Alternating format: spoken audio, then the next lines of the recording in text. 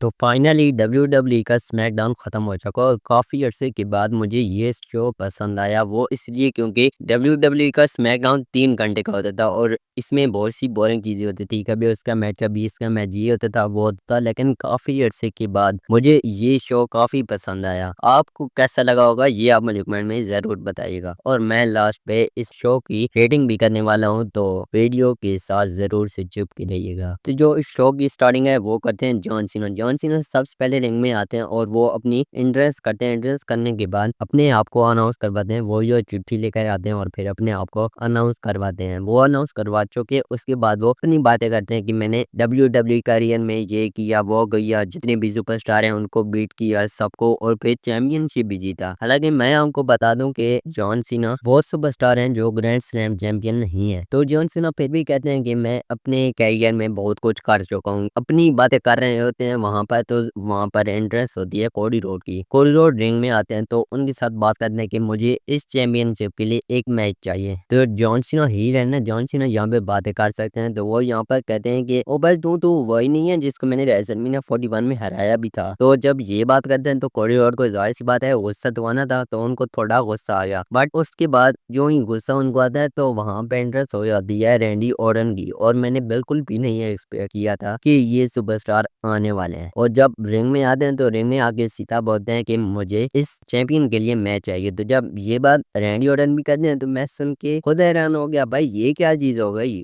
क्योंकि डब्ल्यूडब्ल्यूई वालों ने जब इनका मैच करवाया था तो उस मैच के साथ लिखा हुआ था कि ये आखिरी बार होने वाला है, मैच लास्ट टाइम है, इसके बाद ये मैच नहीं होगा, बल्कि अब हमें एक बार और मैच देखने को मिल सकता है। तो यहाँ पर रैंडी ऑर्टन कहते हैं कि अगर इस मैच के लिए मुझे कोडी रोड को भी बीट करना पड़ा, पीछे करना पड़ा, तो मैं करने के लिए तैयार हूँ, बट मुझे इस चैंपियनशिप के लिए एक मैच और जरूर चाहिए। आप लोग इस बारे में क्या कहते हो कि रैंडी ऑर्टन जीतने चाहिए या फिर कोडी रोड को चैंपियनशिप? तो आप ये मुझे कमेंट में जरूर से बता सकते हैं। इसके बाद वहाँ पे फिर एंट्रेंस होती है एले नाइट की। भाई इतने सुपरस्टार एक ही सेगमेंट में, एक ही रिंग में इकट्ठे जमा हो रहे हैं, भाई मैं तो ये देख ही हैरान था। एल नाइट रिंग में आते हैं और वो पहले ये बात कहते हैं कि जो आप इंटरनेट पे कर रहे हो वो वही वांट एल नाइट, वही वांट नाइट, तो मैं आपके लिए सब कुछ करने को तैयार हूँ। अगर ये चैंपियनशिप मुझे जीतनी पड़े तो मैं चैंपियनशिप को भी जीतूंगा। और अब ये देखो एक ही चैंपियनशिप के पीछे कितने कितने सुपरस्टार पड़ चुके हैं। जब ये सब जॉन सीना देखते हैं, जॉन सीना कहते हैं भाई मुझे निकलना ही चाहिए क्योंकि यहाँ पर बहुत से लोग जमा हो चुके हैं, तो अब मैं साइड ही मारूं। तो जब जॉन सीना जा रहे होते हैं, रैंप पे होते हैं, तो वहां पर एक शख्स होता है जो जॉन सीना पे अटैक कर देता है, वो होते हैं आर्थर रोन किलिंग। और यहाँ पे डब्ल्यूडब्ल्यूई वाले भी आर्थर का नेम ड्रॉप कर रहे थे, रोन किलिंग भी कह रहे थे, बट आर्थर भी कह रहे थे। आर्थर जॉन सीना पे अटैक कर देते हैं और भी बहुत से लोग आ जाते हैं, इनको अलहदा करवाते हैं कि भाई पीछो पीछो ये क्या कर रहे हैं। जब बैक स्टेज जाते हैं तो आर्थर से कहा जाता है भाई तुम्हारा प्रॉब्लम क्या है। तो यहाँ पर आर्थर कहते हैं कि मुझे एक मैच चाहिए स्मैकडाउन में। तो इनका मैच ऑफिशियल हो चुका है, आर्थर वर्सेस जॉन सीना का। अब ये टाइटल पे है या फिर नॉन टाइटल, ये आप लोगों को मैं साथ साथ वीडियो में बताता रहूंगा। तो आप लोग जल्दी जल्दी मेरे चैनल को सब्सक्राइब कर लेना ताकि आप लोगों को कोई भी चीज मिस नहीं करनी पड़े।